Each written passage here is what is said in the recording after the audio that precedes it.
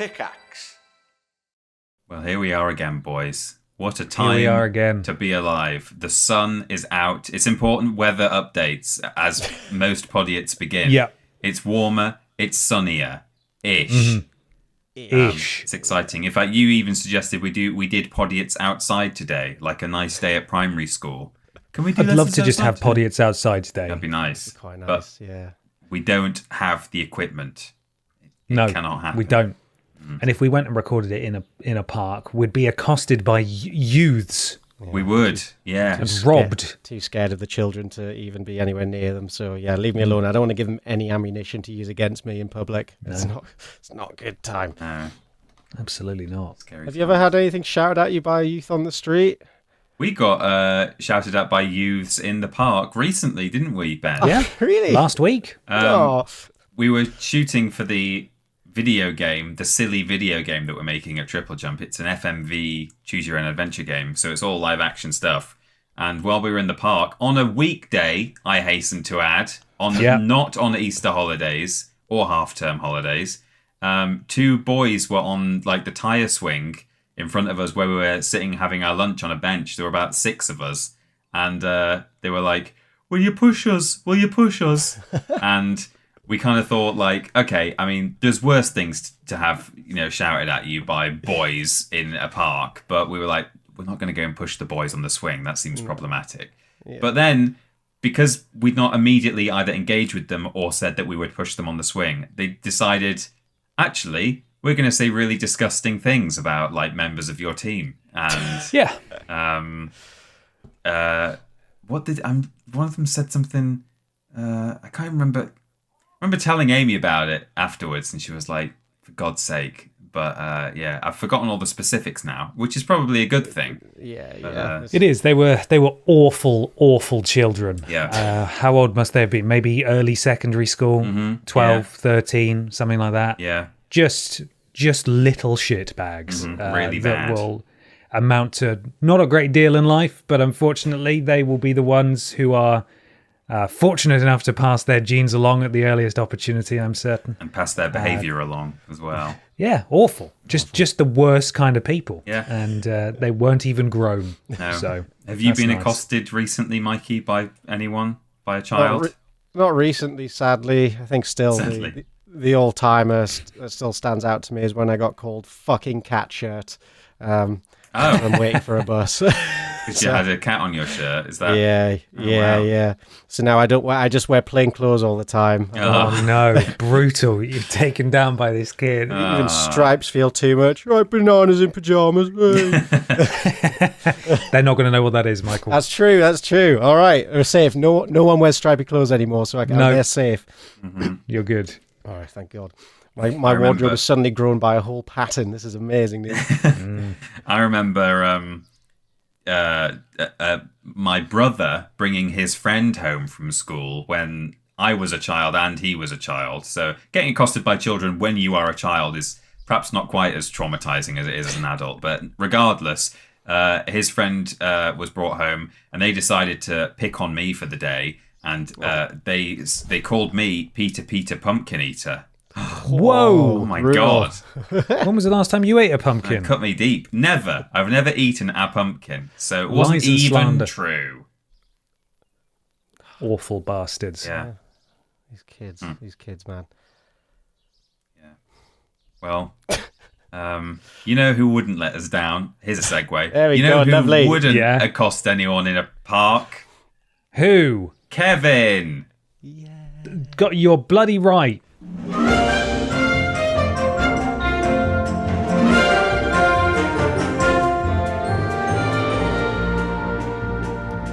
Hello, everybody, and welcome back to Podiots, the official Vidiots podcast. It's a conversational podcast where everybody brings... hang on, let me check my notes. I thought I was going to do it then. Where we take some questions from you at home and obey the law of the 3 us, where everybody brings A thing along to talk about. I'm Ben. I'm Peter. And I'm Michael. For a second there, I thought, I'm going to do it. I'm going to go all the way through without looking at my notes. Sure. I've only been doing this 6 years. And you failed. And then I got lost in the weeds immediately. Oh. Yeah. Completely dropped the ball. How you doing, boys? All right, thanks. How are Slightly you? Sweaty, but good. Sweaty. Sweaty and good. I like sweat. Sweat's a Sweaty good and good thing to good. be. I'd Good much rather be sweat. sweaty than shivery.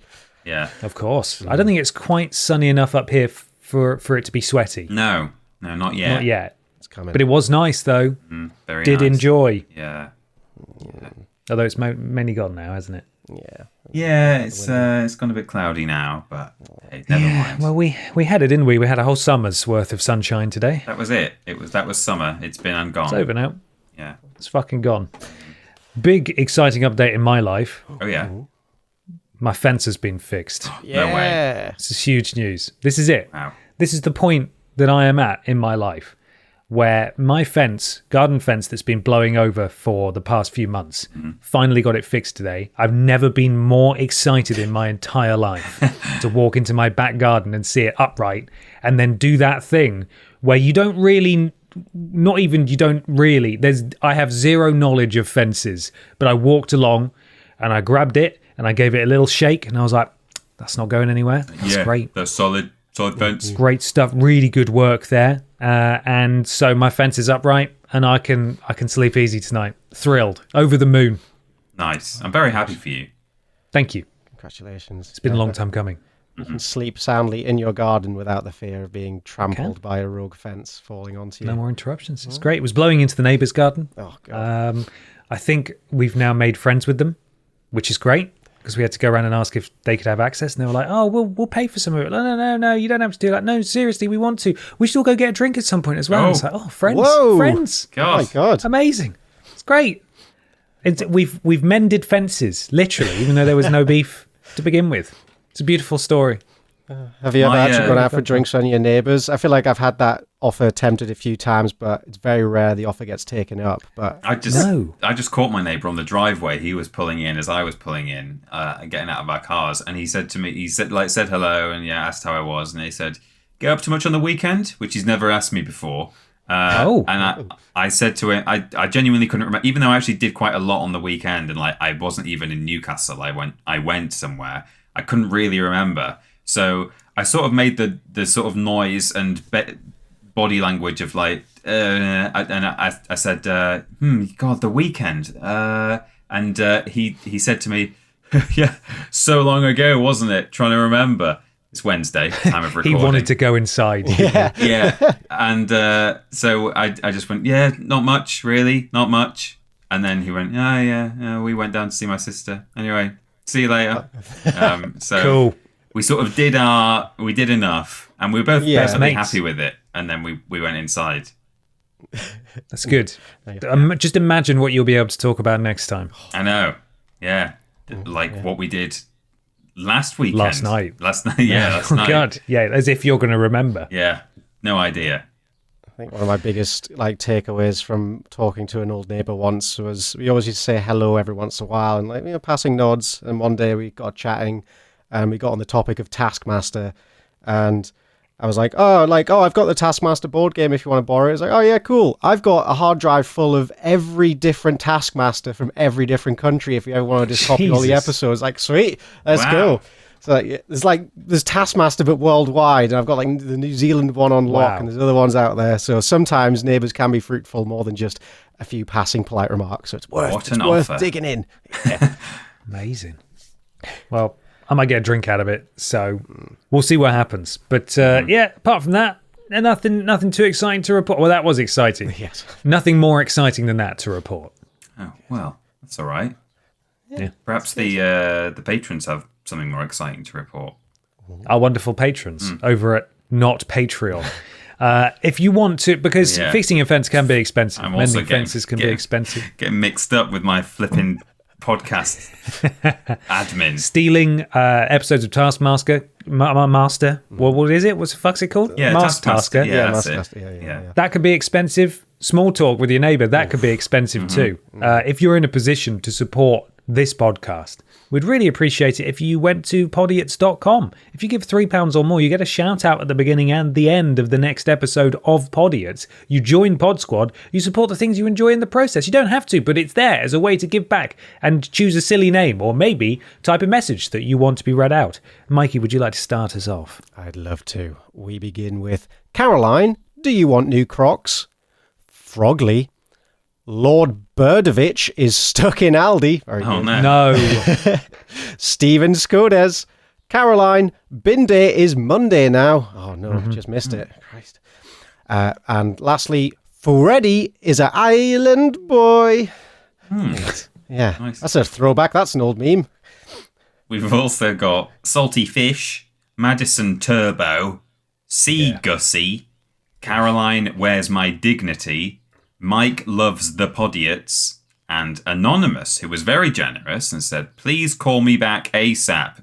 Barry has severely deteriorated and his bizarre voicemails are a symptom of his declining mental state. He is a danger to himself and others, and I recommend you stay with family until we find him. If you see him, please call 999. Wait, what? What? Hello? Jesus Christ. What's that? Barry? I don't know. Oh, It's dear. Anonymous being strange, I assume. Thanks, Anonymous. Thanks, Anonymous. Fantastic. Well, there you go. That's Anonymous. Thank you, Anonymous. And finally, we've got Mr. Macca, DBP's PP DVDs, Prince Beefcakes, Skip Recap, and Anonymous again. Thank you very much. Thank you. That's your pod squad for this week. Podiots.com. £3 or more to get a shout out at the beginning and the end of the next episode of the podcast. Thank you, everyone. Do you have a favourite among those? I quite liked Lord Bertovich is stuck in Aldi, actually. Yeah. I'm always stunned by the versatility that surname has, and once again, it proves itself. I'm going to go for DBP's PP DVDs. That's another good one for sure. I like that one. It's one of my favourites. Wonderful. Well, I believe, Peter, you're in charge of listener-submitted things this week. Yes, it's me. And I think that Ben Potter should go first. Oh, which one would you like? Listener or my own? Listener. Okay. I have one from... Let me find it. Hang on. It is open in a tab. Idris Gazelba Nice. at Liam Piccolo on Twitter. And it's an article on devonlive.com written by Sarah Lumley, relative of Joanna, Yeah. I can only assume. I've got to assume. Monster pothole near Totnes supermarket becomes TripAdvisor tourist attraction. Oh, lovely. The giant crater in Coronation Road, Totnes, I don't know if I'm pronouncing that right, near Morrison's supermarket has reportedly been a problem for months, and locals are now calling it the UK's version of the Grand Canyon. Okay. A huge pothole on the approach to a Morrison's supermarket has become such a problem that locals have created a TripAdvisor page for it and are calling it the UK's version of the Grand Canyon. The Morrison's pothole is now ranked among the top 50 things to do in Totnes on TripAdvisor and is categorised under both geological formations and points of interest and landmarks in the town. As many as 17 people have left reviews for the pothole. As many with 15 as? of those giving it 5 stars, calling it a grand day out and a must-see attraction. One reviewer wrote, I took a group of friends here for a day out. It was a sight to behold. Arizona has the Grand Canyon. Australia has Uluru, potentially. And Zambia has the Victoria Falls. But Totnes has the Great Morrison's Pothole. Yes. I enjoyed the Brutus Stone, Totnes Castle, and a visit to Sharpham, but enjoying a picnic of soggy sandwiches and weak tea whilst viewing the finest sight in town was something I will never forget. I get a bit emosh just thinking about it. Another penned, fantastic how over millions of years these beautiful craters in the earth form. I've seen canyons around the world, and this has got to be my favourite so far. Brilliant day out. Will be coming again. The nearby Morrison's Cafe is all right, and there is parking available. If you want to get Jesus, out to look at it. It's just listing all the reviews now. And a third commented, one of the best attractions in Totnes. I visit several times a week. Such a great addition to the town. It's great that someone has finally put it on the map. It's very good of them to build the a Morrison's article visitor continues. centre there next to Yeah. the pothole. That's not an actual Morrison supermarket. That's just the visitor centre. You've got all your conveniences for when you're there. I'm looking at the TripAdvisor for Totnes. I'm trying to see where the... Weirdly, the article doesn't hyperlink to the actual TripAdvisor post. It just links to things to do in Totnes TripAdvisor. Right. So I'm now trying to find it. Maybe it's gone. I hope not. We haven't even seen a photo of it yet. Have you found it? No, I thought I found it, but I think they've removed it. Oh my god. Oh no. Yeah, there's nothing there. Oh no. There's not even a photo of the pothole in the article, I'm which going is to kind Google of weird. Totnes pothole and hope that there's a cached photo somewhere. There's just Google Maps, like Street View things, but there's... Ben, another breaking news as we've developed it Oh, no. mere 2 hours ago. Oh my God, what's happened? Wow, look at that pothole. Okay, thank you, Mikey. I'll read that now. Oh my god, look at... yeah. I've just found that myself. There's probably not we've much got an to it update. beyond it was filled up. From The Independent, it's trying to load. Clearly, at least 17 people are attempting to load the webpage as we speak. 18, including me. This is some great photos. It doesn't want to load. I'm not actually allowed to. Maybe that's been taken down as well. Oh no. Breaking. Okay, I've got it working in Microsoft Edge. Cheers, Chrome. Nice one. Pothole, and then it says in quotes, badly fixed after it became tourist attraction on TripAdvisor. Here we are. God, that's a bad pothole. Residents of a town in Devon are furious due to a huge pothole being badly fixed after it became a listed tourist attraction on TripAdvisor. Locals in Totnes took to the review site after they became fed up with what they dubbed the UK's version of the Grand Canyon outside their local Morrison supermarket. But people claimed the repair was not done properly and was an attempt to appease the online criticism and are calling for the council to return to redo the job. We've had a minor victory in Totnes, getting a quick patch up to a big pothole in town by getting it listed on TripAdvisor as a local attraction. Yes, we know. Yeah. Local resident Matthew G told The Independent. It's not a proper job, though, and frankly a mere PR exercise and a waste of money. God, they have done a crap job. Do you want to see? Yeah, that's not good filling. It's not a very good job. It's very patchy and lumpy. Yeah. Rubbish. I guess there's less of a hole now. It's just a little bumpy course to go through now. Oh, Perhaps we can said change it that- to, it's no longer comparable to the Grand Canyon, but it's, I don't know, it's what's a famous lumpy thing instead of a famous hole? Grimace. Grimace. Yeah. Yeah, I feel like it's bumpy. Totnes' answer to Grimace. The grimace. He said that within a day of the TripAdvisor page being covered by local media, the council had taken action, but labelled it as a quick, cheap, and messy repair job and a waste of taxpayer funds. Oh, God. He said they have not even dug out the edges to make sure the tarmac they poured will grip. So, yeah, they've done a horrible job. Great. What a shame. One We could have person's- enjoyed that pothole for years to come. Some residents claim they suffered damage to their cars from the pothole. One person said the hole cost him 96 quid for a new tyre, while another blamed it for his vehicle's Jesus. failed suspension. God. That's no good. No. Well, what an adventure. I'm loving all this breaking news that we're getting during Podiots recordings. Very good, yeah. Fantastic. On a roll. Yeah. Happy to serve, We just need to, any story that is unresolved, we just need to cover it in the next episode. So perhaps the missing front of that gorilla, whatever his name was. Yeah. Gary. Gary. Gary's front. If we just cover it again that Gary's front is missing, I'm sure within 2 hours it will be back. It'll show up. We've got a lot of power here. Too much power. But yeah, let's use it for really innocuous things like finding the front half of a gorilla statue. That's Yeah. a good use Yeah. of it. Yeah. 100%. There we are. Lovely. That's my listener/viewer submitted thing. Thank you, Ben/listener/viewer for that. Thank you. Mikey, it's time for your own thing. I'd love to do my own thing. I figured with our current trend of covering hot off the presses news, just as we've done so there, news has gotten weird over the years. Or has it gotten weird, or has it always been weird? Is the question I'm putting to you today. And so I had a rummage through the New York Times archives, and I found 3 delightfully weird articles that were actually put in a physical newspaper many, many, many years ago. Oh, Fantastic. weird fir- olds. Oldiots. This is Oldiots. Oldiots. Not everything has to be an idiots. No. So this first one comes from September 14th, 1899. So this is a couple of centuries back. And this is, I think, one of my... Despite this being a kind of a sad story, the way it's told is second to none. And the person has a real grudge against the subject of this story. So I'll give you the headline first. Parrot was a gas fiend. No. Oh, no. no. It's always the ones you least expect. I'm just going to actually, let me read the subtitle. Then I'll send you a picture, the picture they decided to use of the parrot for this article. At last killed his owner by tearing off burner while she slept.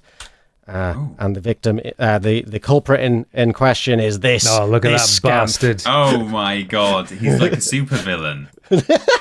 Like Mary Poppins. For those listening at home, this is a little parrot wearing a little hat and a jacket and a little cane. So Are you sure dastardly that's devil. actually him? I don't think that's actually him. I think right, that's just okay. a stock photo. It could be though. I was gonna say, it doesn't even look Victorian. Parrots were different back then. They've lost their clothes over the years. Anyway, let's find out about this devious parrot. Alice Knott, 23 years old, came to her death yesterday through the instrumentality of her pet parrot, an evil dispositioned bird who was cordially detested by everyone except his mistress. Oh. But his mistress seemed to have a strong affection. The bird seemed to have a strong affection for his mistress and despised everyone else. He would follow her from room to room and was never happy except in her presence. He was generally regarded as a devil or a bird of ill omen. Oh my god. His unpopularity was increased by an uncanny habit of pulling the tips off of gas burners with his strong beak and inhaling the gas until it stupefied him. What? Wow. Good boy. And he was a gas fiend, a feathered victim of the gas habit. Okay. So yeah, I don't know if this bird knew what it was doing, but I think it was just pulling off like the knob of a gas valve and getting absolutely off its beak on it and passing out. Man. And this is the rest of the story is about one particular fateful day where this parrot fed its gas habit. And while his young mistress was sleeping yesterday, the parrot took off the lava tip in her room and started on a gas debauch. Ooh. Ooh. This time, there was no one near to avert the consequences of his deed. When Miss Knott's relatives, alarmed by her long silence, broke open the door, they found her dead. Her little murderer was found half unconscious by the door. When he found himself succumbing to the gas and was not rescued as usual by his mistress, he realised that something was wrong and had the wit or instinct enough to make for the door and shove his bill as far as he could underneath it. He recovered, and while the coroner was in the house, the malignant little bird was caught trying to turn the gas on again. He can't He just can't quit. It's a story you hear all too often these days, and it's really sad. You know, this bird needed help and was failed. Yeah, this is a cry for help, and gas debauching is a serious problem that's wreaking havoc on our countries now. 20 quid a gram. Wow. Have you seen the price? And that's where the story ends. I couldn't find any follow-up on what happened to the bird, if it got sent to prison or what. But, I hope so. Got the chair, I should hope. Yeah. Or the gas chamber. Got gas. Oh, no, he loves the gas, though. You can't give him that. Yeah, that would be too nice for him. All right, we move on to March 14th, 1909. And the headline reads, Lazy Man in bed for 10 years. Oh, no. And the subtitle reads, Mumcra, which is his last name, not sick, but just refuses to get up. Netflix wasn't even that good back then, so I don't know what he was doing doing. this time. This is pre-Making a Murderer Netflix, so what was the point? The laziest man in the world lives in this village. His name is John Mumcra, and he has been in bed 10 years because he is unwilling to comply with the rules of the Jersey County Farm, which say that one living there shall rise at 5 a.m. sharp. But Mumcra is not sick. He eats regularly and is in perfect health. He says, I'll never get up anymore. I might as well stay in bed. It's too much trouble undressing every night and dressing again every morning anyway. Too right. So Good for you, John. What's the point of putting on clothes if you're just going to have to put them on again at the end of the day? And why not take that to the nth degree? If you're going to only get back in bed at the end of the day, just stay in bed. Yeah. The person who I guess is his employer at the county farm said, I am ready to hold up my hand and swear that he has kept his word, said Superintendent Morning of the county farm. John has been in bed 10 years, and he says he will stay there for the remainder of his life.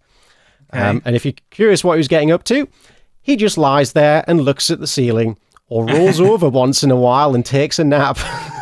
Takes a nap. It's quite tiring looking at the ceiling. So. Oh, God. Does he sleep or does he just nap? I think he's probably just in a permanent state of nap, isn't he? He just kind of wakes up in a blur, still in bed. All right, well, not getting out of this bed. Back to sleep I go. Sounds awful, actually. Yeah, it And does. again, I did try to do a follow-up search on this. I don't think there was any conclusion to this story, sadly, but maybe news is broke as we record. Yeah. With the details of if he bothered to get out of bed. He's still in bed. Lastly, we have... Oh, I didn't get the year from this one, but I think they're all about the year 1900. The headline reads, A Dog That Talks. Ooh. What? I think, Ben, you did a story on talking dogs recently, didn't you? So, was it Ben or was it you, Peter? I don't remember doing talking dogs. A story about a dog who dueled someone or Okay. something. Okay, good. I was worried I'd encroached on someone else's thing. So this is fresh talking dog news. Okay. The subtitle reads, He demands cakes in good German, it is asserted. Well, yeah, apparently. Well, there's some examples of what he can say here, so we can try and ascertain how good his German is. I like how it's good German as well. It's not like it sounds a bit like he's asking for cakes. It's like no, this is like That's O-level good stuff. German or whatever they had in the 1900s. The scientific sensation of the hour in Germany is the talking dog Don. The dog's vocabulary, it is said, already embraces 6 words. Ooh. Which I admire, actually. I think 6 words is a pretty achievable... Like, if I heard a dog could say 6 words, like, yeah, all right, maybe. If it said, a whole 100 words, he can put sentences together and do grammar, then I'd be doubting it. But this, 6, I can believe that. Can he conjugate verbs? I mean, a dog being able to say 6 words is like he's going above and beyond in terms of achievement compared to the man who's been in bed for 10 years. Yeah, that's true. His alleged elocutionary power came to light early this week as a result of reports from the United States that Professor Alexander Graham Bell had succeeded in teaching a terrier to speak. And shortly after, it was declared that Germany not only possessed a dog with similar gifts, but a dog which had been talking for 5 years. In fact, ever since he was 6 months old. I think a little bit suspect they kept it wraps all this time, but, maybe they just kept to their one village the entire time. Thought, dogs talk, right? That's what they do. Yeah. The story was first considered a joke, but interested inquirers have come away convinced that Don is a genuine canine wonder. According to his owner, the animal sauntered up one day to the table where the family were eating, and when his master asked, "You want something, don't you?" he stupefied the family by replying in a deep, masculine tone, "Haben, haben," or in English, want. Oh my god. Okay. Haben. Like that just sounds like a dog or have. But Yeah, it does a bit. Yeah. But I'm not gonna poo-poo it all yet. She said burlap. Sorry. Did you hear that? She said burlap. What's this dog talking about? The tone, it says, is not a bark or a growl. Oh. It is declared, but distinct speech and an increased plainness from day to day as his master took more interest in the dog's newly discovered talent. And then the dog went on to learn to say hunger when asked what he had. Then he was taught to say kuchen or cakes. And finally, ja and nein. These all do kind of sound like barks. Kuchen, maybe I could see that. Ja, nine. And it is added that he is now able to string together several of these words together in sensible rotation and will say, hunger, I want cakes. Just imagine how good he is now with all the practice he's had over the last century. Yeah. I want Billy Bear ham from the factory. Nom nom. Take me to Feldhoyers. Yeah, the next word he learned was Feldhoys. The New York Times correspondent has caused inquiries regarding Don to be made through trustworthy authorities at Hamburg. He is assured that the dog is an unqualified scientific marvel. And it finishes on, Don's owner is overwhelmed with applications from circus and music hall managers who are outbidding one another for the privilege of exhibiting the dog. Wow. There you go. Nice. If you want to pay a couple of franc to see a dog say, I want cake on stage, then time travel back to 1900s Germany. That's the place to be. That concludes my little traipse through history. So yes, news has always been weird. Almost a little bit more whimsical and fun back then than magical potholes, though, maybe. Yeah. Yeah, people weren't taking the piss as much then. No, there's no weird rambling stories in Welsh newspapers that are clearly just fan fiction, featuring characters as Dave the Rave. Who are the characters in that weird? There's Puerto Rico Dave. Puerto Rico Paul. Puerto Rico Paul, sorry, yeah. Yeah. Terry Halibut or something. I can't remember. None of that back then, just real hard-hitting news. They probably do much better write-ups as well in the 1800s than they do nowadays. I mean, the crap that we have to wade through when we're reading the old tabloids, it's probably proofread better back then. Yeah, you don't hear about debauches anymore, sadly. No. Well, thank you, Mikey. Thank you. That was lovely. Now I'm going to read my listener/viewer submitted thing. It's from Greg Miller at GregMill2290 on Twitter. I'm not going to read the full headline. You'll find out as we read the article instead. I don't want to spoil any surprises, but a little girl said monsters were in her bedroom. Then they found out what it was. This is according to BBC News. So, when 3-year-old Sailor Class began complaining of monsters in her bedroom, her parents thought it was just a figment of a child's overactive imagination. Sailor had complained of monsters in the wall of her room at their farmhouse in Charlotte, North Carolina. Her mother, Ashley Massis Class, and her husband thought nothing of it. They had all just shown their daughter the Pixar movie Monsters, Inc. They had, after all, just shown her Monsters, Inc. We even gave her a bottle of water and said it was monster spray so she could spray away any of the monsters at night, said Miss Massis Class, a home designer. But over the following months, Sailor became more insistent that there was something in her closet. It began to make more sense when Miss Massis Class noticed bees swarming in clusters near the attic and chimney outside the 100-year-old house. They thought Sailor might be hearing the buzzing near her bedroom ceiling. She called a pest control company that found the winged insects were honeybees, a protected species in the United States. And it turns out that there were 60,000 bees in the roof of the building that she'd been hearing. Jesus. God, imagine that. There's a monster in my bed. Here, have some spray water to fix it. Yeah, just spray the water if the monsters come for you. The bees love it. Yeah. So the bees had apparently spent 8 months building a monster hive. The beekeeper brought a thermal camera to scan the walls in the 3-year-old's bedroom. It lit up like Christmas, Miss Massis Class said. The beekeeper said he'd never seen a hive go that far down into the wall. He tracked it into a coin-sized hole in the corner of an attic vent. The beekeeper, who Massis Class's daughter began calling the Monster Hunter, opened the wall to reveal a large honeycomb. There's an image here that I don't know if it is showing the honeycomb. It's not very clear what's in this image, but anyway, here's what appears to be at least a hole in the wall, if not also the honeycomb.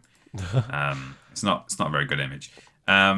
So the beekeeper removed between 55,000 and 65,000 bees and 100 pounds, that's 45 kilograms, of honeycomb. Crikey. They just came pouring out like a horror movie, Miss Massis Class said. There have been 3 extractions by reverse vacuuming the insects out of the wall to put them into boxes. The insects are being relocated to a honeybee sanctuary. Miss Massis Class had to screen off the room between extractions to prevent the bees from buzzing around her home. the honeybees, and their honey damaged the house's electric wiring. She said her homeowner's insurance won't cover anything pest-related because they deem it preventable. She estimates the bees have caused more than $20,000, that's £16,000, in damages. Oh, Goodness God. me. And that's the end of the article. So, if you have children at home and your child can hear monsters in the walls, it just might be 60,000 bees. Just tons of bees. Yeah. Oh dear. Bless her. Wow. My well, I don't want to dox too much, but someone I know has said that in their house they just noticed one day that, like, coming up out of the carpet there were like maggots just rising from the carpet. They were like, what the hell is this? So they hoovered them all up, and they said within like seconds there were more just coming out. And they were like, what the hell?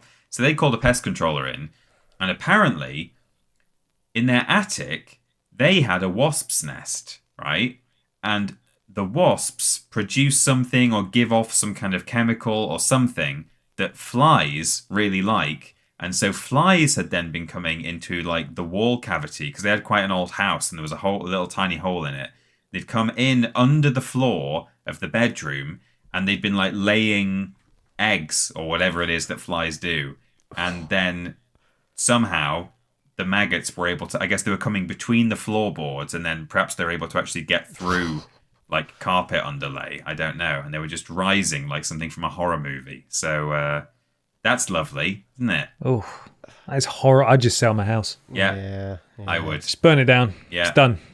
Bad house. You have Vacuuming wasps and maggots in your house. Congratulations. Maybe that problem will take care of itself. The wasps can eat the maggots. Oh, but then the wasps get stronger. That's not good. You don't want that. Yeah. It does feel wrong to vacuum up maggots from your floor, but I can't think of a better solution. Yeah. So fair play to them. So they had the wasp's nest taken out, and apparently, once all the maggots are gone, flies aren't likely to come back in and lay more. So I think they may have all gone already, but yeah, it was basically just, remove them as they appear, and then they will be gone. So Awful. yeah. Awful. Keep insects out of your house. Keep bees out. Keep wasps out, or you will get flies too, apparently. Yeah. There you go. Well, it's now time for you, Ben, to give us your own thing. Yes, I have it. It's right here. This is from a website called atlasobscura.com under a subsection called Gastro Obscura. It's written by Bennett Rhea, and I can only imagine that Bennett had a fair amount of Rhea after what Bennett got up to, as detailed in the article I'm going to read you now. Uh-oh. 4 shocking recipes from the tables of past US presidents. Oh, boy. Right. Here we go. In 2017, my wife's grandmother pulled a dusty cookbook from her bookshelf and handed it to me with a sparkly-eyed grin. When I opened up the 1989 South Dakota Centennial Cookbook, I was in awe. Real politicians from South Dakota and beyond had offered up their homespun recipes for this publication, and almost all of them, from the state senators all the way up to President Ronald Reagan's, were absolutely disgusting. Oh, no.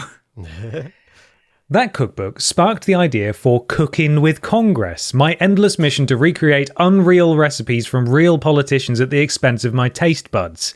In honour of President's Day, here are 4 of my favourite terrifying recipes from past presidents, which I recreated and taste tested at home so that you never have to make them yourself. Are you ready for the first one? Yes. Here is a picture of the first one. Doesn't look too bad. Here it comes. It's a 16 megabyte photo. Jesus.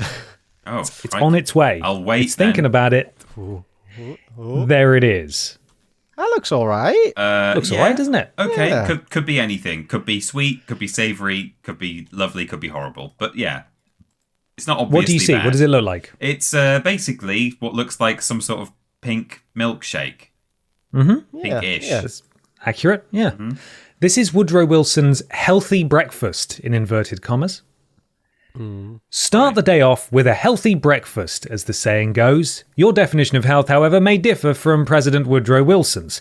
He was known to drink a simple concoction of Concord grape juice and raw eggs in the morning. Oh. Thought to be a recommendation of his old Navy doctor in order to bulk Wilson up, his healthy breakfast recipe is as simple as it is polarising. Half a glass of Concord grape juice, 2 raw eggs, and a spoon to stir.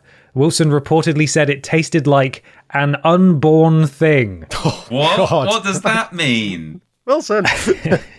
After tasting the creamy purple beverage, I can confirm it is definitely ... embryonic. I struggled with getting it down even though I have a strong stomach. The idea of raw eggs didn't bother me as much as the texture, which was 70% smoothie, 30% ooze. Blended with an electric whisk, Woodrow's weight-packing meal could have been palatable. With a bar spoon, better left for the iron stomachs of fitness influencers and Rocky Balboa. So that's the first one.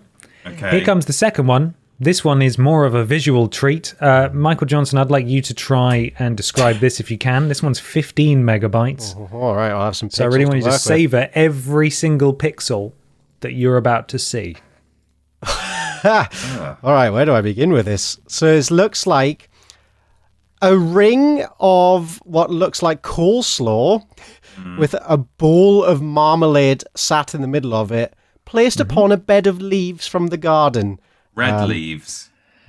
Tasty leaves. Well, this, gentlemen, is of course Theodore Roosevelt's cream of cucumber salad. Ooh, right. I'm not The really description- seeing any cucumber in there. No, me neither. Is as follows. A hearty breakfast calls for a light, slippery lunch, courtesy of one of the toughest presidents the country has ever seen. While known for downplaying assassination attempts and carrying a big stick, Theodore Roosevelt had a softer side when it came to his palate. Many of his family's recipes featured homegrown ingredients from his garden, including this, the first gelatin-based salad I can find that was consumed in the White House. Teddy's cream of cucumber salad calls for peeled cucumbers, pimentos, milk, lemon, tarragon vinegar, whipped cream, and a side of French dressing. While the finished product looks like a shiny Watergate salad, and that's hyperlinked, I don't know what that is, it tastes like someone dropped sugar-free marshmallow fluff onto a plate of crudité. The French dressing and bed of lettuce it is served upon give it the feeling of a modern salad, but the clotty consistency and milk-forward flavour are reminders of just how far from modern it is. I don't think there's a single thing here, Mikey, that you're actually allowed to eat. I could maybe leaves. have the leaves, yeah. If I washed them off, I could have some of that. Next one incoming, Peter Austin. What is this? Oh my god. Well, I would like to point out that all 3 images we've seen so far, and I imagine the 4th image, are each plate is on an American flag tablecloth, Yes, which is it a is, great yeah. touch. This, it's very difficult to tell what it is because it's been made in a mold, which means it is shaped like a sort of, it's got like clamshell edges and it has a big flower sort of print placed on the top. There is a dish of what looks like the previous, the breakfast ring has been placed, just a bit of leftovers in there. And it's just like a big beige, it's like a creme brulee almost. If only. Oh, God. What you are looking at is Tricky Dick's ham mousse. Ham mousse. Tricky Ham Dicks. space mousse. Oh Oh, god. no. Hammoose. This is Richard Nixon's hammoose. And here's the description. A Nixon household favourite prior to his presidency, this fluffy beige dream features the classic combination of ground ham and whipped cream. Oh. God, why is it whipped cream every time? Nixon was known for having a Spartan diet, enjoying meals of hamburgers and cottage cheese topped with ketchup. However, his late-day snacks would often Spartans include used to eat. items like this chilled ham mousse, a gelatinous, meaty cousin to Roosevelt's cream of cucumber salad. Yeah. Both recipes called for gelatin and whipped cream, but the end results couldn't be more different in the flavour department. Alongside ground ham and whipped cream, tomato juice and beef consommé fill out the mouth-watering cast with homemade mayonnaise in a supporting role on the side. Since beginning this project, I have recreated more than 100 different dishes from politicians. Only twice have I not been able to swallow a second bite for posterity. This ham mousse is one of those occasions. Imagine they've invented a new Cool Whip flavour, and that flavour is boiled ham loaf. I've included the recipe below. Bon appetit. Oh, God. And the trend here so far, it seems to be everything that looks savoury is sweet and everything that's sweet is savoury. Yeah, Not that you you're can right. even consider the cucumber round to be sweet, but it's mostly whipped cream. Good God. See, I don't even think this last one is the worst looking one of the bunch, but it is the one that we're going to be ending on per the order of the article. So, Michael, what's this? That looks like jelly with a load of cream on top. Surely that's just fruit. That can't How be could they anything fuck that one up, right? Orange jelly. Yeah. Before I get into it, this is George H.W. Bush's wine jelly. Ooh. Okay. Doesn't sound too bad. jelly. No. Apart from the bush part, doesn't sound too bad. After a full day of raw eggs, cucumber milk, and ham-flavoured whipped cream, you deserve dessert. Wine jelly in the US goes back at least as far as Thomas Jefferson. As president in 1790, he served it to Alexander Hamilton and James Madison at the famous dinner table bargain, which resulted in the assumption of state debts by the federal government and the relocation of the country's capital. So this dish has an important history. Jefferson's wine jelly came atop a green salad and was made with gelatin, Madeira, milk, lemon juice, and sugar. Bush Senior's is made with gelatin, cream sherry, orange juice, lemon juice, and sugar, and is served with whipped cream in the centre and a pitcher of cream on the side, or decorated with chocolate leaves. How much cream do these presidents need? It's a lot of dairy, isn't it? Everything's just gelatin with cream. The unflavoured gelatin gives off a slightly cow hoof aroma when you first pour boiling water upon it. This isn't abnormal when dealing with unflavoured powdered gelatin, though it is off-putting when you're making dessert. From there, it's a simple pour, mix, chill process. With the various dairy products poured onto every bite, you almost forget that what you're eating tastes like congealed soup stock. Perhaps cream sherry was higher quality in 1989. Perhaps Madeira is the better option. Perhaps it's time to stop eating like the president for today. It's kind of weird to think that by placing cream on top of your gelatin, you are using... Like, the gelatin is made from cow, and the cream comes from inside a cow. It's just a strange combination of cow-adjacent or cow-related products. Very weird. Is. I'm looking at the ingredients list for Tricky Dick's hummus. And hilariously, there's a line that says, salt to taste. As if any amount of salt could redeem that dish. Salt to taste. To taste. Yeah, just improve it. But there we are. That's Bennett Rears, who I hope has not died of Rear now. Bennett Rears' shocking recipes from the tables of past US presidents. That's an article from this year as well. I feel a bit unwell after that, but thank you very much. It's like being an audience member during an episode of Main Menu rather than being the person making the bad food. I don't want to make any of these or try any of them. No. Cursed, truly. Yeah. Lovely. Thanks, Ben. Mikey, it's your turn to give us your listener submitted thing. That's the boy. Let's have a palate cleanser. Back to bird news, it seems. This time not stuck in a shop, although close, actually. This was submitted by Michael Bouzeau, I think, at Mikey Bouzeau on Twitter. And this is a story from the Times Live of South Africa. And the headline reads, Man walks into bank with live barn owl as a deposit. Uh-oh, you're not supposed to do that. Right. You're not supposed to do that. And the subtitle reads, He first tried to sell the bird at a nearby multi-shop. Whatever a multi-shop is, I assume like a pawnbroker? Yeah, maybe. Here's a picture of the owl and the bank, but neither of these men are the men in question who tried to send this owl to a bank to get money for it, because that's not how banks work. Anyway, the article begins. Customers and staff at an ABSA branch in Gauteng were dumbstruck when a customer tried to open a bank account using a live barn owl as a deposit. Good. The unlucky predator's luck changed when the man was told the bank could only accept legal tender. And his... Sorry, mate, what's the conversion rate of an owl to currency? Have you seen the price of owls? Yeah. If I put him in a safe deposit box, he'd be all right. A couple of years. His feathered friend was quickly whisked to safety after intervention by the Owl Rescue Centre. And the bank says, as a trusted banking partner servicing customers from all walks of life over many years, we are committed to supporting our customers even when it comes to unusual life situations because every story matters, said a spokesperson. But I don't think we actually statement to put out. we help everyone, even if you come to us with an owl, we'll figure something out.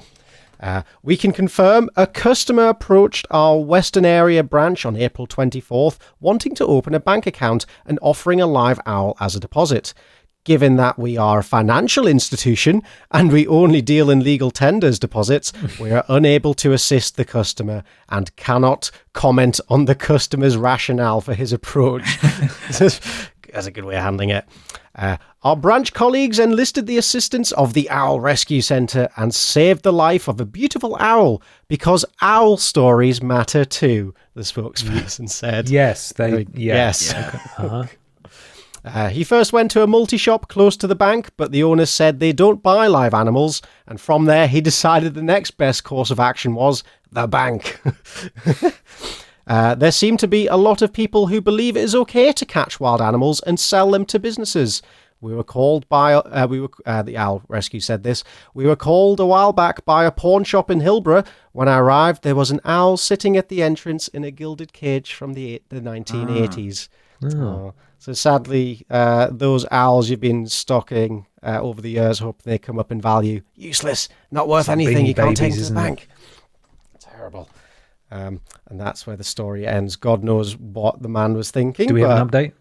Oh, is there an update? The owl has taken over the bank. Yes! Well, I was going to say, it's just as well they kept hold of the owl, because if it had got loose, it would have been owl stuck in bank in... Where was it? South Africa. South Africa. Owl stuck in South African bank. Has been there for 6 days. Seems distressed. Birds getting trapped everywhere. But this is nearly one of those stories, but thankfully the owl did escape. And I'm sure he's off living his best life in a sanctuary now with other owls who had tried to be used as conversion things. How much would you pay for an owl? I don't know. I mean... It's all fun and games until you realise, hang on, you have to look after this animal. It's going to cost but you more. put all the boring stuff to one side. Yeah. Right? If someone said Just opportunity to of a have an lifetime, owl. ethics free, consequence free, would you like an owl? How much would you pay for the owl? I'd quite like an owl, ethics free. Maybe. I think an owl is worth maybe like £100. Yeah. Okay. What do you think, Mikey? How much would you pay for an owl? I'd pay upwards of £250, depending on the owl. You know, I mean, I'm sure price they're varies worth far depending on the more condition. than that, but you know, I wouldn't want to pay too much for my owl. How much are owls? I think there's a guy in the Pokemon Center just outside of the entrance to Cerulean Cave. No, not Cerulean Cave. What an idiot. Mount Moon. That's what I'm talking about. Come on. He sells a Magikarp in there. Yeah. And I think he sells it for maybe 150 Pokebucks. I can't remember the specific number, but if a Magikarp is worth that much, then I'm willing to pay at least that much for an owl. What's Pokebucks to Great British pound sterling is the question. It's a great question. I'll tell you what, I'll find out now. Yeah. Poke dollar to sterling. Someone has to have done this. 1 Pokecoin equals, or is a Pokecoin something else? Is this like buying them on Pokemon Go, maybe, or something like that? A Pokecoin, is the in-app currency used in Pokemon Go. Right. Well, if we just use that as an example, let's say one that's a buck. Pokecoin is equal to 0.0006 pounds sterling when rounded up. Right, so an owl is worth not very much, like £2. Not a great deal at all. Yeah, it's the steal of the century. You should buy that owl. Yeah. You really should buy that owl. I found a website called birdtrader.co.uk. Of course, God. Yeah. There's quite a good stock of owls: big owls, small owls, baby owls, frozen chicks to feed your owls. Looks like between 200 and 500 seems to be the going rate. Okay. So that's cheaper pretty than I reasonable thought, for an owl. really. I thought in the actual trade they'd be charging upwards of like £750 for an owl. But you say This in guy the should have gone on actual Bird trade. Trader then, shouldn't he? Not gone to the bank. Yeah, easy money. Come on, birds are plenty. Oh my god! just noticed Sorry, in that owl picture, the photo of the guy holding the owl. Oh wait, no. I was looking at the very small preview image. I thought there was a woman behind him taking a selfie, not a photo That of the giant owl. woman in the Yeah, that background. huge woman. I've just clicked on the image as I was speaking. I was like, that's a picture on the wall of a woman. Of two women, I think. Oh god. Oh. Sorry, I forgot we started with my news story. There we go. That's my news story, and also your update on the price of owls currently in the UK. So Good to know. Good next to time know. We'll let you know how the price changes. Stonks. Stonks. Thank you very much, Mikey. It's time for my thing now. Ben, you're already aware of this. Maybe you are too, Mikey. But on Saturday, me and some people from the Triple Jump offices went to see Star Wars Episode 1, The Phantom Menace, for an anniversary screening in the cinema. And as I was watching and hearing the introductions of various pod races, I thought, hey, why don't we do a little quiz and you can decide whether a certain name is a pod racer or not racer, I guess, is the closest thing I've got. What I've done, actually, you may remember some episodes ago, I brought along some strange names from Quakers in I can't remember what period of history, but someone was doing a study of Quakers and they'd been like collating all these names, including Wild and Wonderful Warwick. And, you remember these? Percival Trowell, etc. So Yes. what I've done is I brought along some names from that list. I think none of them were actually read in that episode, but if they were, then hey, you get an advantage and maybe you'll remember them. So you've basically got to guess whether it's a Star Wars pod racer or a Quaker from a period of history that I can't remember. Okay. All right. So let's begin with Furley Loosevelt. Oh. Is it like fairly or furly? Furly Loosevelt. Furly. I'm going to go with Quaker. I want to say pod racer. That's a Quaker. Whoa. All right. How about Genix Dry? Jennix, and then just the word dry. God. This could be either. Mm-hmm. I don't think the letter X existed until like 100 years ago in names at least. So I feel like that has to be a pod racer. Ben, what do you think? I'm going to go curveball and say that's a Quaker. It's a Quaker. Oh my God. Goodness me. How about Aldarbedo? That sounds pod racery to me. I'm gonna everything that sounded pod racer to me hasn't been, so I'm gonna say Quaker for this one. Oh, it's a pod racer, Mikey. Oh. All right. How about Clegg Holdfast? Oh God. Tricky. Quaker. Pod racer. Please be a pod racer. It's a pod racer. Yes, Oh, Clegg. We love Clegg. Clegg. This is what Clegg Holdfast looks like. He's great. Look at him. Oh, he is great. Where's his mouth? Yeah. Dunno. Ebe Endicott. EBE and then ENDOCOTT. Ebe Endicott. Mormon. That's Quaker. Mormon. Yeah, Quaker. Not Mormon. Quaker as hell, that one. You think that's a Quaker? That's actually a pod racer. No. Jesus Yeah. Christ. All right. How about Thos Eld Doys? THOS Thos and then space ELD and then a space DOYS Doys. Thos Eld Doys. I'm gonna go with podcaster. I'm gonna say Quaker for this one. That is a Quaker. Yes. Wow. You recognise the name Thos. Doys. It's funny you say podcaster, Ben. Originally the intention was to do pod racer or podcaster, but I couldn't find a good enough list of weird sounding actual people who do podcasts. That's fair enough. So I struggled. Hey, what about Mars Guo? MARS, like the planet, and then GUO. Is it Mars because it's from space, because it's Star Wars, or is it Mars because it's a human being from the real world where we have Mars? Oh, beans. Tricky.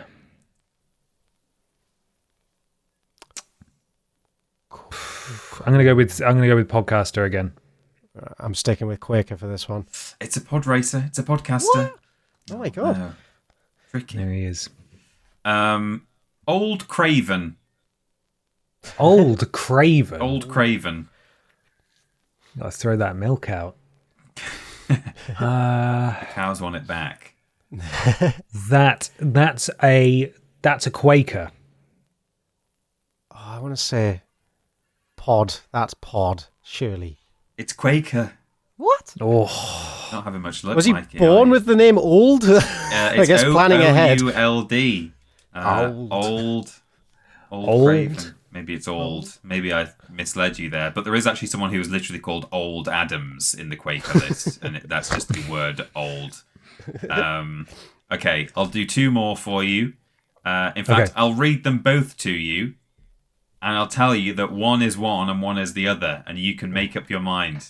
So, all right. Ark Roos, ARKROOSE, Ark Roos, or Tryphona Wassi, TRYPHONA WASSEY. Tryphona Wassi. Tryphona Wassi and Ark Roos. Oh man. I'm gonna say Ark Roos is the pod racer. Mm-hmm. I'm going to say that one is the Quaker name, because let's not all put the same answers for the last question. Let's make this spicy. Okay, for all the marbles. For all the marbles, the podcaster is Ark Roos. And Tryphona Wassi is a real human person. Real human and not an alien. Not an alien. Ark Roos apparently goes by the name Ark Bumpy Roos sometimes. Bumpy Roos. Bumpy Roos. Wow, look at the state of that thing. Yeah, what is that? I don't remember seeing that at all in the film. I don't The think two images you've sent of the two podcasters there, both of them look like they were generated by AI they with do, a don't weird they? prompt. They're sort of strangely smoothed out. I don't know. Very odd.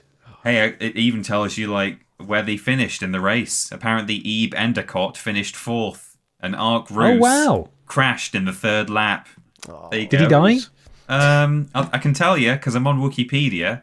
Okay. He died when? Oh no, he must have lived because there's a section for the Boonta Eve race, and then it says later years. By coincidence, Roos was present on the same transport that carried Obi-Wan Kenobi and the infant Luke Skywalker to Tatooine. Apparently. There you go. Oh, glad he got to live out the rest of his years in relative peace. Good old Ark Bumpy Roos. Yeah, happy for him. Thank you very much, Peter. Amazing. You're welcome. What an adventure. Is that all of our things? That's all of our things. Fantastic stuff. Thank you so much for listening / watching, everybody. We have some sort of shop? Question mark. You're damn right, Ben Potter. If you head over to vidiotsofficial.com and click on the lovely, enticing little shop button, you will be greeted with a veritable bounty of goodies, including t-shirts, hat, stickers, hoodie, and mug. Mug. Mug. Put your drinks in it. Drink from it. Drink proud. Drink loud. That's Drink it, you silly Billy. Or you'll be the mug if you don't do Whoa. it. Bloody hell. Nice. Yeah.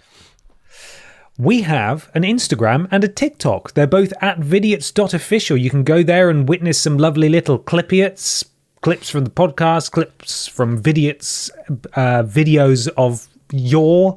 And also there's all sorts of ways you can interact, especially via Instagram. You know, we'll get your feedback. We occasionally feature it on Podiots. Next episode, I believe it would be Mikey's turn to bring along some quick-fire Q&A questions. So keep an eye out for the post requesting those probably very soon, because I think we're recording a little earlier than usual next time. We'll talk about it in a minute, guys. Don't worry, we'll sort it out for after the podcast. But at vidiots.official is where you can go and follow to interact with that sort of stuff and share that one around. Share everything around anyway, but share that stuff around because we want to get some new eyeballs on the product and new ear holes on the product, and that's a great place to send people. So go ahead and do that. We've also got a YouTube, a Twitter, and a Facebook, all.com/Vidiots Official. Our Discord is vidiotsofficial.com/Discord. Thank you to Tommy and Fleckers who are modding us over there. And twitch.tv/Vidiots Official, where we stream on occasion. Podiots.com, of course, is where you can go. If you donate £3 or more, you get a shout out at the beginning and the end of the next episode. You'll join the Pod Squad for that week and you'll support the things you enjoy in the process. We're going to run through Pod Squad once again. Mikey, can you kick us off, please? Caroline, do you want new Crocs? Frogley, Lord Burdovich is stuck in Aldi. Stephen Scodes, Caroline, bin day is Monday now, and Freddie is an island boy. We've also got Salty Fish, Madison Turbo. I think that's a podcaster, isn't it? A pod racer. C. Gussie, Caroline Wears My Dignity, Mike Loves the Podiots, and Anonymous, who was very generous. Thank you, Anonymous. Very concerning. And finally, thank you to Mr. Macca, DBP's PP DVDs, Prince Beefcakes, Skip Recap, and Anonymous. Thank you very much. That's your Pod Squad for this week. Podiots.com. Get a shout out at the beginning and the end of the next episode. What's out on Vidiots, Peter Austin, 6 years ago this week? I will tell you, starting on the 28th of April, we had Skyrim Zoo Chapter 9, Cock-a-Doodle Zoo. Good name. Sunday Fun Day, where we played Incredible Crisis. There was a memory cards for April the 30th. Podiots Episode 5. Bristol is the name of it. Now this is Pod Racing, by coincidence. Star Wars Episode 1 Racer Good Old Games re-release. I guess they did that as an anniversary of The Phantom Menace, or the game, or something. Possum Tat number 11, The Walrus of Love. Worst Games Ever game selection on the 3rd of May. Then we had Worst Games Ever, Beverly Hills Cop, which was the game we selected. Skyrim Zoo Chapter 10, The Irresponsible Zoo Owner. Sunday Fun Day, where we played Def Jam Icon. Memory cards for the 7th of May. Possum Tat number 12, Pikachu We Choose You. We're Coming Back to Newcastle, Glitch 2018, which is a public video. We did not unlist it. Glitch never happened. Skyrim Grinch Challenge for Piece of Cake. And one more. Hang on. Worst Cooking Ever. The official Worst Games Ever meal. Hell yeah. A classic. Excellent. Yeah. Mikey, where are you on the internet if people want to find you? At Parrotboy on Twitter and Instagram. Instagram is the best place to keep up with what it is I'm doing these days. Fantastic. And Peter, where are we? You can find myself at That Peter Austin and Ben at confused_dude, both of us on Twitter. But you can also find us together at Team Triple Jump on Twitter, yes, but also, more importantly, on YouTube and Twitch at that same handle, where we are playing video games and talking about video games and hanging out with Rules Boss and making bad food, just like we did at Vidiots. Yes, we are. Why not also leave us a 5-star review on your platform of choice? That doesn't cost you a penny. It helps something to do with Al Gore's rhythms, and we'd really appreciate it. It would help us out. If you haven't done one yet, why not? Please do it. Thank you. For the love of God. I'm tired of asking you. Thank you so much in advance for doing that, or I will hunt you down. Do we have a final question before we disappear off into the sunset for another fortnight? Which of those dishes, presidential dishes, would you eat if you had to eat Ooh. one? In fact, no, because you'll just say the orange jelly one, which was just wine jelly. Apart from the jelly, which would you have? And why is it Tricky Dick's hummus?